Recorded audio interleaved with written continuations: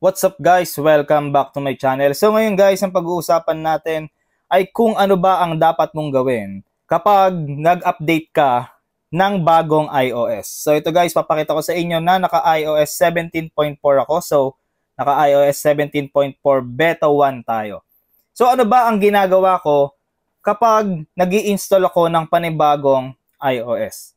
So ito guys, yung dapat na ginagawa nyo palagi kapag may bagong iOS update. So punta lang tayo sa App Store. Ayan, and then dito, click lang natin yung profile natin.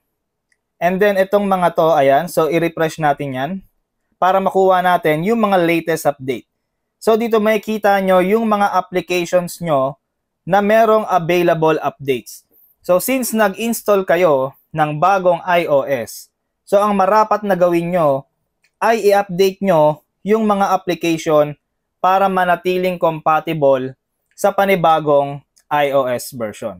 So ganyan guys ang ginagawa ko kapag nag-i-install ako ng panibagong iOS update. And then ang next na ginagawa ko guys ay nire-restart ko yung device ko para in case na meron pong lag or bug na hindi natin nakikita ay ma-refresh siya. So ganyan lang ang ginagawa ko kapag bagong install ng iOS yung device ko. So guys, hanggang dito na lang itong ating quick tip. So I hope na nagustuhan nyo at meron kayong natutunan dito sa video na to. Follow for more.